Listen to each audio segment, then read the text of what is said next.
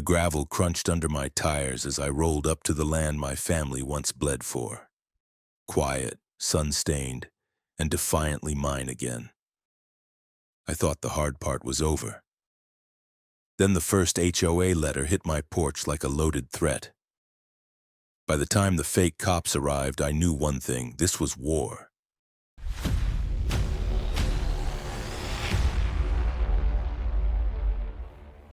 I wasn't even out of the truck when I knew the place was exactly how I remembered it, and exactly how it shouldn't have survived this long. The wooden gate creaked like it hadn't moved in decades, and the wind swept across the wheatgrass fields like an old friend with bad news. 100 years ago, my great-grandfather had put down roots here, raised a barn with his bare hands, and scratched out a life on this land before America even had air conditioning or decent coffee. Now, it was mine again. Legally. Finally. It had taken me almost 2 years to untangle the foreclosure, track down the deed from the bank that had swallowed the property during my uncle's bankruptcy, and buy it back through the county auction. I'd been stationed in Okinawa when it slipped away from us. That still burned, but not anymore. This was Garrett land again. The farmhouse had held up better than I expected. The porch sagged in the middle, the paint peeled like sunburnt skin, and there was a bird's nest wedged into the busted floodlight. But the bones were solid. Same went for the barn. Old, proud, and scarred from time and weather like the rest of us. My crew rolled up just before sunset. Eric, my old Marine buddy who now looked like he ate protein powder with a shovel. Luis, a local mechanic and the only guy I knew who could fix a truck with a paperclip. And Julie, who used to beat me at spelling bees in 3rd grade and had grown into a civil engineer with zero tolerance for bullshit and excellent taste in bourbon. Over the next few weeks, we got to work. We patched the roof, restored the fencing, cleaned out the well, and salvaged what we could from the barn without getting tetanus. I cleared a spot near the old elm tree where I'd planned to build a fire pit, and we turned the broken windmill into a functioning water pump again, more or less. It was peaceful work, quiet, real, and best of all, no neighbors breathing down our necks. Or so I thought. The first letter came folded into a plastic sleeve like it was delivering a lawsuit and a casserole at the same time. Oak Ridge HOA. That alone made me laugh. My land wasn't even in Oak Ridge. It bordered the development, sure, but it predated their prefab suburbia by almost 80 years. Still, I opened it. "Dear resident," it began, never a good sign.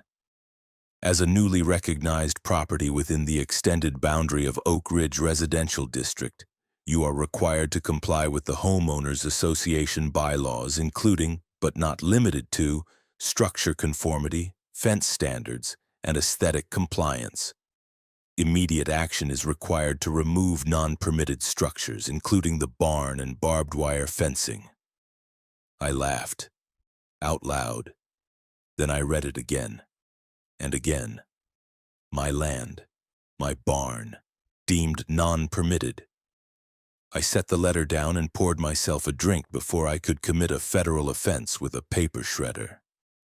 The next day I drove to the county clerk's office with my folder of paperwork, original deeds, and even a faded aerial map from the 50s. The clerk confirmed what I already knew. My land was not part of the HOA, had never been annexed, and was zoned agricultural private. Case closed, right? Wrong. That evening, as I was stacking reclaimed lumber near the barn, a white Jeep crawled up the gravel path like a snake with heated seats. It stopped just shy of my workshop. A woman stepped out, mid-50s, tightly coiled blonde bob, pink sweater knotted at her shoulders like a noose.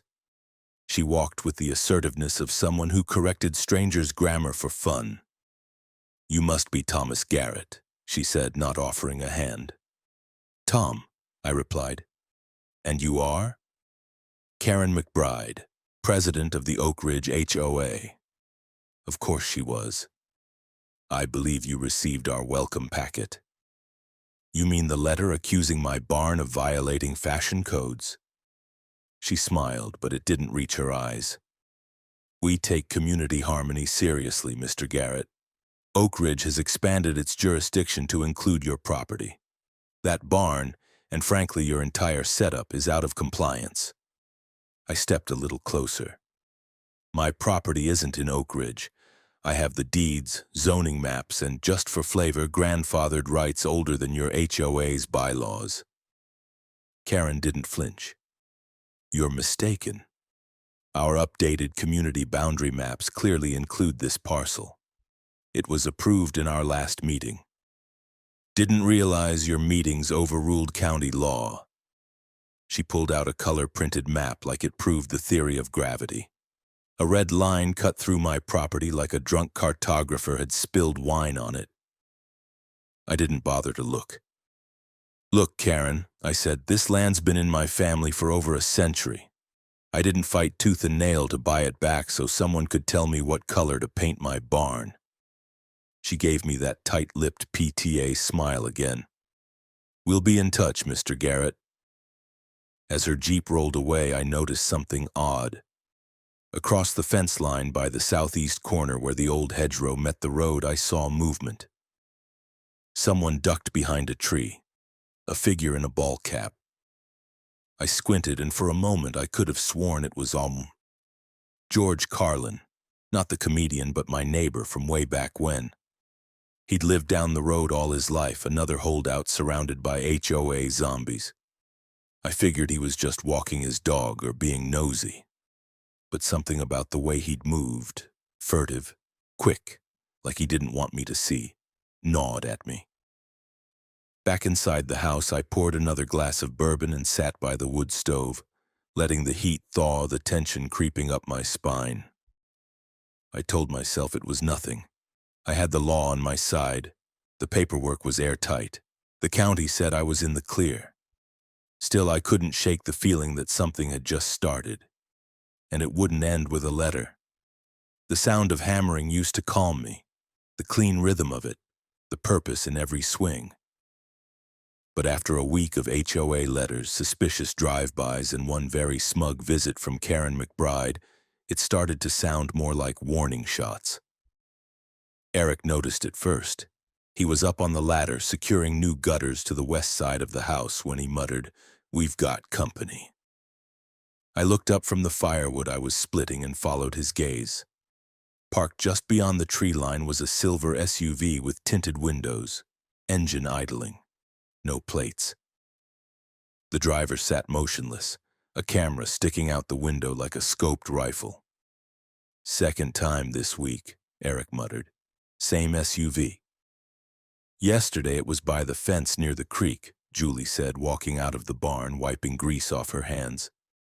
"This isn't drive-by curiosity, they're casing you." Luis walked up with a bundle of wire and scowled at the SUV. "Want me to go ask what flavor of stalking this is?" I shook my head. "Not yet. Let's document first." From the porch, I pulled my DSLR and took a dozen clear high-res shots. The SUV drove off just as I snapped the last one. It didn't speed up. It didn't need to. It had what it came for. That night, we reviewed the footage from the trail cams. Sure enough, that same SUV had circled the property line 3 times over the past 5 days, always staying just off the legal easement, always pointing a camera toward buildings or equipment. We installed motion lights and more cameras, not just trail cams now, infrared floodlights, angle coverage around the barn and back road, and even a drone set to hover patrol for 15 minutes every 2 hours after sunset. The next morning, I walked down to the southern fence line to check on a sagging post and found a small orange flag stuck into the dirt, barely visible among the weeds. Surveyor's marker, not mine. No explanation, no notice. I pulled it out and walked over to George Carlin's place. He lived just down the gravel road a short walk away. Same spot he'd been in since we were kids, though now his fields were overgrown and the siding on his house was starting to peel like sunburnt paint. He met me on the porch with a smile that looked borrowed. "Tom," he said, voice warm, hands in his suspenders. "Heard you were back." "Not just back, George, I own it again." "That's good." He scratched his neck. "Glad to see some good news on that land. I found a marker near the fence. You know anything about that?" His eyes flicked sideways. "Can't say I do. Surveyor's been busy around here lately, what with the HOA and all." "Funny thing, I'm not part of the HOA." George gave a non-committal grunt, then added, "Maybe best to play along with them, Tom. These people, they got time, money, and lawyers. They'll wear you down. I didn't fight the bank, the zoning board, and a housing developer to play along with anyone." He looked at me, jaw tight. "Sometimes you pick the wrong hill to die on." I didn't say anything, just nodded and left. As I walked back, I didn't like the way the wind shifted behind me. I didn't like how George had suddenly become all smiles and cautions when, just last week, he was talking about helping me put up a windbreak. Later that day, a certified letter arrived. This one from the HOA's Community Compliance Division. It listed a dozen alleged violations: use of non-compliant fencing, unregistered farm structures, non-harmonized architectural features, and this one actually made me laugh: visual disharmony with neighborhood design language. "Visual disharmony?" Eric said, reading over my shoulder. "What does that even mean? That your barn's ugly?" "It means they don't like that I exist." Julie grabbed her laptop and pulled up the county parcel map again. "They're playing a long con, trying to establish false jurisdiction by paper. If you don't fight every claim in writing, they'll use it later to say you never contested their authority." "I'm already on it," I said. I'd sent copies of my deed and zoning classification to the county office, the planning commission, and even the sheriff's department. I wasn't leaving anything to chance. But then came the real twist. Luis was in town getting parts when he spotted a bulletin board flyer at the hardware store. Posted by Oak Ridge HOA, it claimed recent expansion of HOA borders now includes historical properties previously under limited designation, and showed a redrawn boundary map, one that placed my land squarely inside their control. I brought the flyer to the clerk's office the next day. The woman behind the counter, Debbie, nearly choked on her coffee. "They're not allowed to redraw zoning lines," she said. "That's county-level stuff. They say it was approved at their last meeting." She frowned. "That doesn't mean it's legal." "Can I get that in writing?" She nodded. "I'll make it formal." Back home, I found another orange flag, this time near the northern fence by the pasture, then another near the creek. Someone had been walking my property line, planting markers. Luis found on a drone unstuck in a tree out back. Someone else's, not ours. Still buzzing. That night, we set the perimeter lights to full sensitivity. By midnight, they'd gone off twice. On the second trip outside, Eric came back in, holding a snapped twig and a footprint plastered in mud by the gate. "They're watching you," he said. "Someone's on your land at night." I looked out across the dark fields. My land stretched far and wide, but right now it felt tight, pinned in, like a noose. I didn't say what I was thinking out loud, but I could feel it under my ribs. This wasn't just some HOA playing bully. This was war. It happened at dawn when the fog still clung to the trees like cobwebs and the frost made the grass crunch under your boots. I was on the porch drinking black coffee wrapped in a flannel jacket in silence when the first vehicle rolled up. A black SUV, government tint, no plates. Then another. Then a white pickup with magnetic decals that read Rural Compliance Unit. Cute. Eric stepped out from the barn holding a wrench like a club. Julie was already on the front steps pulling her phone out to record. Luis peeked through the shop window, eyes narrowed. I stood up slow as the first man stepped out. He wore a dark jacket, ballistic vest underneath, and mirrored sunglasses despite the low sun. No name tag, no badge. "Morning," I said. "Are you Thomas Garrett?" the man asked, monotone like an airport security line. "I am. You're being investigated for violations of Agricultural Ordinance 4.38, suspected illegal storage of hazardous materials and non-compliant fencing near a public easement." "Got a warrant?" I asked. The man paused. "We've received administrative authority under regional HOA enforcement policy." "Not what I asked," I said. "Warrant?" Another man stepped out of the second SUV. He looked vaguely familiar, stocky, buzz-cut, scar over his left brow. Then it hit me. He was the same guy who'd been snooping around in plain clothes with a camera last week. "Let me stop you right there," I said. "This land isn't under HOA jurisdiction, and even if it were, you'd still need an actual court order to enter the property." Scarborough flashed a smug grin. "You really think you're above the law out here, cowboy?" "No," I said. "But I know you're not the law." They moved fast, like they were used to breaking doors. The lead guy nodded to his buddy, and the next thing I knew, they were walking past the porch steps like they owned the place. Julie got in front of them, phone up. "You're on camera, say your names, show your badges." They ignored her. Eric stepped forward, blocking the barn. "This is private property. I suggest you turn around unless you're ready to get real familiar with a judge." That's when one of them reached under his coat. Not for a gun, but a clipboard. "Inspection form," he said. "You're required to cooperate under Municipal Order 07-3. "Municipal Order?" Julie snapped. "That's not even a real ordinance. You think people don't Google this shit anymore?" Luis came out the side gate, holding a folder. "We've got official zoning verification from the county clerk. You want to see it?" "Sir, step back," Scarborough barked. Luis didn't. He handed me the folder, which I opened and held up.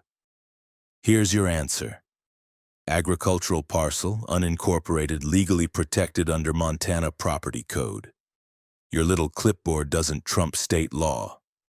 The lead guy scanned the document but didn't flinch. "You have 48 hours to vacate any non-compliant structures or face enforcement." "You step onto this land again without a badge and a warrant," I said, "and I promise you the only thing you'll be enforcing is your right to remain silent." They left eventually, but not before walking the perimeter of the barn, snapping photos like tourists at a crime scene. As they drove off, I caught the last 3 digits of one of the license plates. Julie was still filming. Eric, meanwhile, had gone full statue mode, arms crossed, jaw locked, eyes tracking them until the dust settled. Back inside, I called Sheriff Watkins. He picked up on the second ring. "Sheriff, it's Tom Garrett. You busy?" "Depends. Did something blow up?" "Not yet. But I just had some clowns impersonating law enforcement on my property." He cursed under his breath. "Tell me everything." I gave him the short version. He said he'd be over in 20. While we waited, we reviewed the camera footage. Clear images of both men, clear audio, no badges, no warrants, no department names. One SUV had a dented side panel. The other had a small sticker, faded but legible. KDM Asset Security. Sheriff Watkins arrived with Deputy Miller. They watched the footage, asked a few questions, and then hit gold when Luis mentioned the second man looked familiar. "Wait," Miller said. "You mean Carl Sorrell? He used to work private security for HOA firms around the county. Lost his license 2 years ago for impersonating a code officer." "Well," Julie said, "looks like he's back to freelancing." The sheriff didn't laugh. "This isn't harassment anymore. This is criminal trespass and impersonation. I'll open a case file. You willing to sign a statement?" "Gladly," I said. He left with the footage, our printed copies, and a fire in his gut. Before leaving, he said, "You've stirred something up, Tom, and they're getting desperate." He was right. Because that evening, as we sat around the fire pit drinking beer and arguing over who'd win in a fist fight between a badger and a raccoon, Luis checked his phone and frowned. "What?" I asked. "There's a new post on the HOA site." He turned the screen toward me. It read, "Oak Ridge Community Board will pursue legal compliance against rogue occupants of Parcel 74B. Residents are advised to avoid the area until resolved." Parcel 74B was my land. They didn't just want me gone, they wanted me erased. I'd always figured the barn would be for tools, maybe a couple goats down the line. I never imagined it'd double as a trap. After the fake cop stunt, things got quiet. Too quiet. No SUVs, no new flyers, no more Karen at my gate with that Cheshire cat grin. That's how I knew they were regrouping, and that meant we had time to prepare. "You seriously want to bait them?" Julie asked as she watched me diagram the barn's floor plan on the shop wall. "Not bait," I said. "Truth serum with a security system." We spent 2 days converting the back end of the barn into what Eric proudly dubbed the mousetrap. We installed motion sensors, silent alarms, and a hidden camera setup that streamed directly to 3 off-site backups. Luis rewired the breaker box so we could kill the lights remotely if needed, and we built a custom equipment locker, a steel container painted to look like it held hazardous materials. We labeled it Restricted, Agricultural Nitrates, EPA clearance required. Flashy enough to tempt a trespasser with an agenda. "Won't this technically count as entrapment?" Luis asked, half joking. "Only if we invite them in," I said. "We're just sitting back and watching them do what they already plan to do." The plan was simple. Let the vultures circle, give them something irresistible, and catch them in the act. I sent a polite but firm cease and desist to the HOA, and for good measure had my lawyer issue a formal challenge to their boundary map. It was a red flag waving in front of a bull. They took the bait on a Thursday night. Just past 1 a.m., the silent alarm on my phone buzzed. I jolted awake, heart thudding. Julie and Eric were already up. They'd been sleeping in shifts just in case. I grabbed the tablet synced to the barn's feed and opened the live cam. 2 figures. Dark clothing, flashlights covered with red gel to minimize visibility. They came in through the back, bypassing the main door. One had bolt cutters. The other carried what looked like a clipboard and a GoPro strapped to his chest. "Same guy from before?" Eric asked, squinting. "Zoom in," Julie said. I did. Scarbrow. Carl Sorrell, no doubt. The other man was smaller, older, and moving like someone who hadn't done field work in a while. As he turned, his face caught the light for just a second. "Holy shit," Luis muttered. "That's George." I didn't speak. My throat closed for a moment like the air had thickened. George Carlin, my childhood neighbor, the man who brought me fresh peaches 3 weeks ago, the man I almost asked to help build a greenhouse, was standing in my barn with a fake inspector and a pry bar. We watched in silence as they approached the steel locker. Scarbrow pulled out a key ring. He had the gall to try keys first, then gave up and started cutting the lock. George took pictures the entire time, pointing out structural beams and support brackets. "Looks like he's cataloging," Julie whispered. "Building code violations, maybe." I picked up my phone and texted Sheriff Watkins one word. "Now." The sheriff had already agreed to be on standby, thanks to the video evidence we'd gathered before. Within minutes, headlights crept up my driveway with their beams off. 2 patrol cars, 1 unmarked.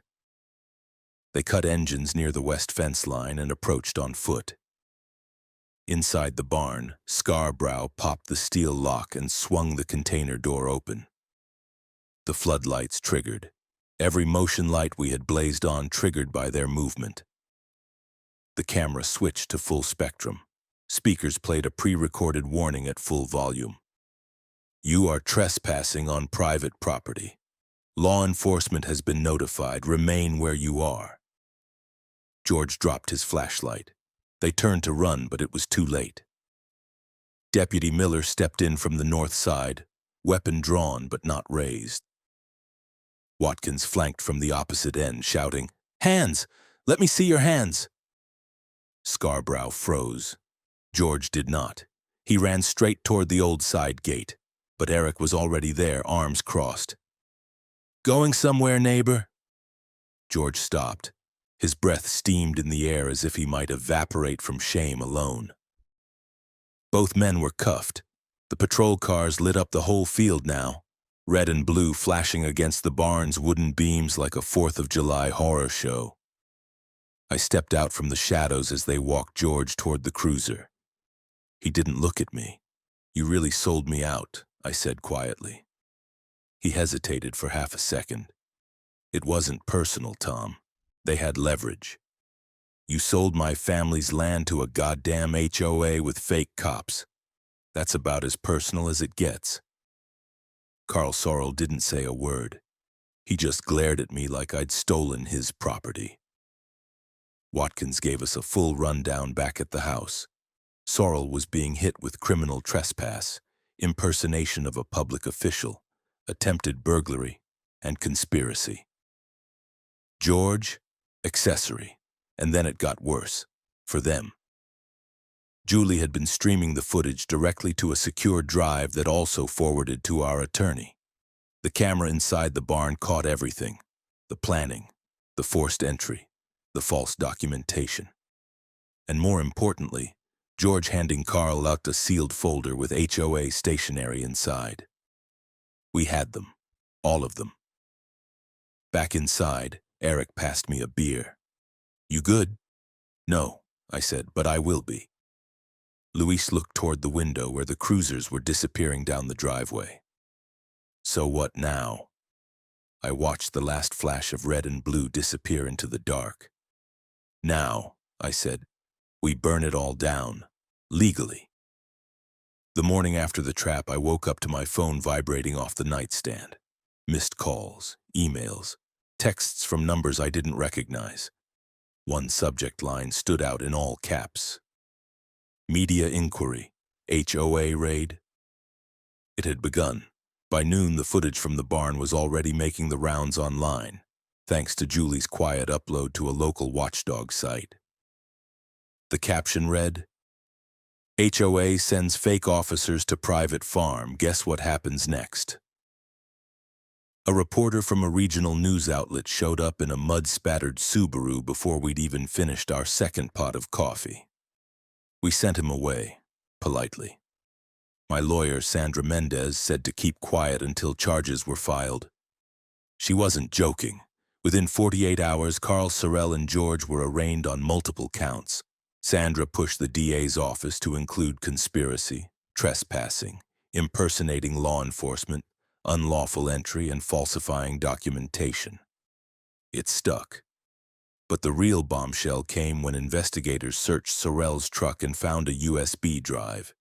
It contained internal HOA memos, meeting minutes, maps, fake and altered. One document was particularly bold, a plan titled, "Integration of Parcel 74B into Community Governance, Enforcement Phase." Julie stared at it, slack-jawed. They wrote their own annexation plan, like they're a sovereign nation. Luis shook his head. "What the hell is this, HOA NATO?" I didn't laugh. I was too busy flipping through screenshots of itemized invoices from the HOA's own treasurer, payments marked as contracted enforcement and quiet operations. They'd been paying Carl for months. Sandra moved fast. She filed a civil suit on my behalf. Unlawful harassment, property rights violations, attempted asset seizure, and emotional distress. But that wasn't all. She found 4 other landowners. who'd had similar pressure tactics used against them. Quiet threats, misfiled boundary changes, fines for things like unlicensed tractors and unsanctioned fencing styles. Turns out, Oak Ridge HOA had been running a revenue scheme for years, targeting nearby independent properties and absorbing them under fabricated maps. Their bylaws included a section that allowed them to charge backdated community fees once a property was deemed eligible. Sandra's team filed a large class action lawsuit, and suddenly Oak Ridge HOA was facing a legal tidal wave. Meanwhile, Karen McBride had gone into hiding. She refused interviews, canceled HOA meetings, and stopped responding to all contact, until the sheriff's department finally served her with a subpoena. When she showed up in court, she looked deflated. Not broken, but smaller. No pink sweater, no confident smile. Just a woman who thought she could bully people into compliance and got caught with her hand in the cookie jar, and someone else's property under her feet. The court case became a regional spectacle. Local media covered it like it was OJ for landowners. Protesters showed up at the courthouse, some with signs like "My barn, my rules, and end HOA tyranny." Someone made a parody Twitter account for Karen's HOA, posting fake citations like "grass too confident violation." Sandra eviscerated them in court. She laid out the timeline with surgical precision. The initial letter, the falsified maps, the fake inspection, the drone surveillance, the illegal entry, and finally the attempted burglary caught on video.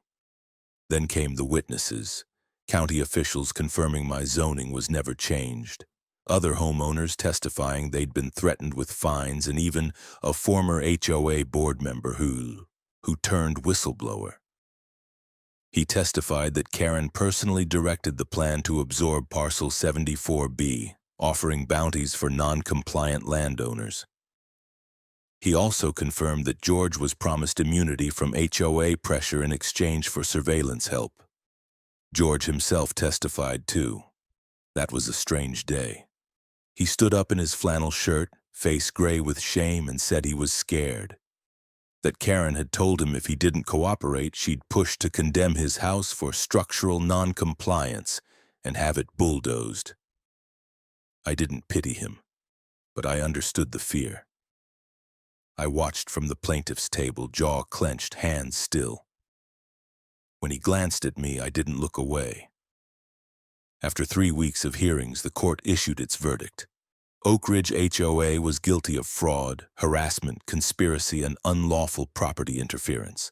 The judge ordered $750,000 in compensatory damages to me.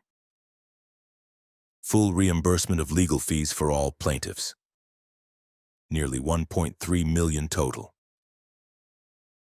Dissolution of the existing HOA leadership. Criminal referrals for Karen, Carl, and 2 other board members. The courtroom was dead silent when the gavel hit. Then Eric muttered behind me, "Hell of a trap." Outside, reporters swarmed. I gave one statement. I didn't start this fight, but I sure as hell finished it. Then I went home, back to my barn, back to my fence, back to the land they'd tried to take. And for the first time in weeks, the wind didn't feel like a warning. After the ruling, Oak Ridge HOA collapsed like a tent in a windstorm. Their offices were cleared out, websites scrubbed, board members quietly resigned or were indicted. The HOA's Facebook page, once a digital court of petty complaints, was now flooded with gifs of exploding barns and freedom eagles. The county stepped in to manage the transition. An interim board was formed, made up of actual residents, not Karen's clique of paper tyrants. Public meetings were held. Transparency was suddenly the new fashion. But my land was no longer even in their conversation. It was mine, fully, finally, and indisputably. Sheriff Watkins dropped by a few days after the verdict, standing on my porch with his thumbs in his belt. "Well," he said, "that was one hell of a mess." "You're telling me," I said, "you ever have to arrest an entire HOA board before?" He grinned. First time. Hopefully the last.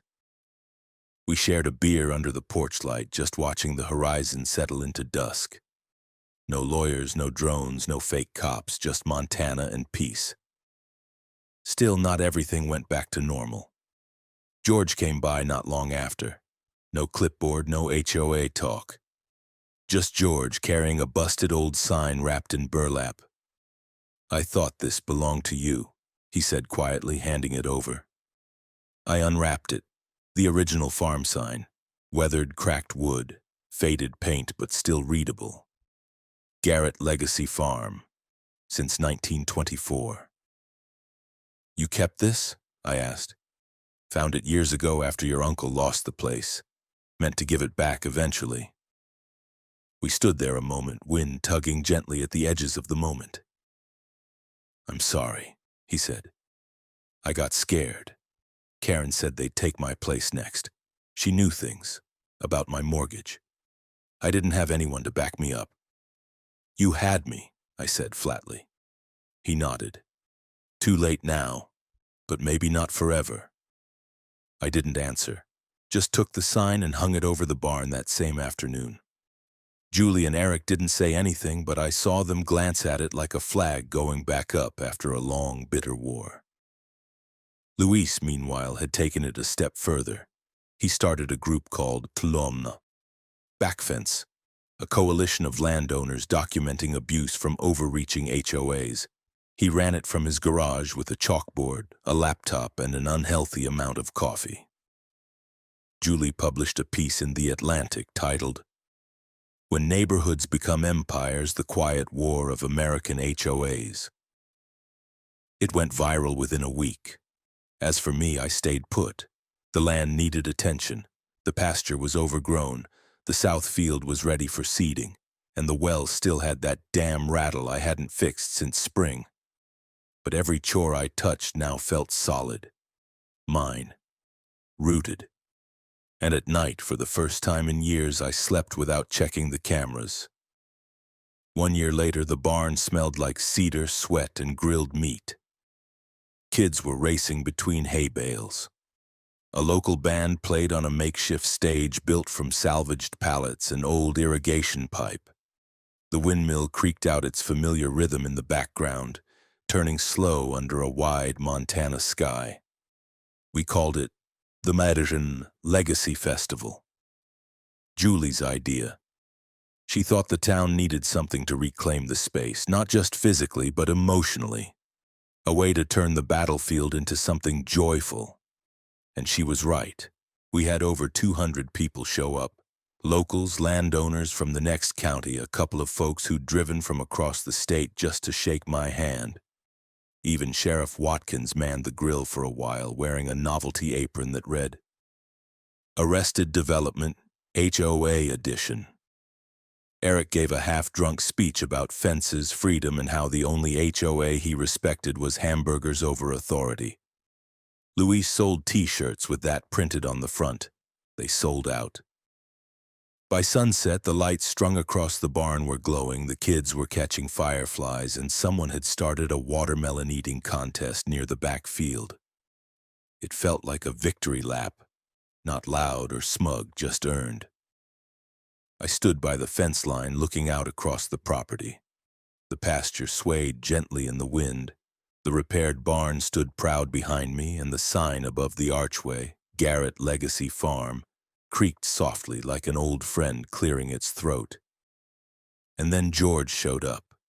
He wasn't carrying anything this time, just walking slow, holding a plastic cup of lemonade, wearing a collared shirt like it might apologize for him. "You sure know how to throw a party," he said.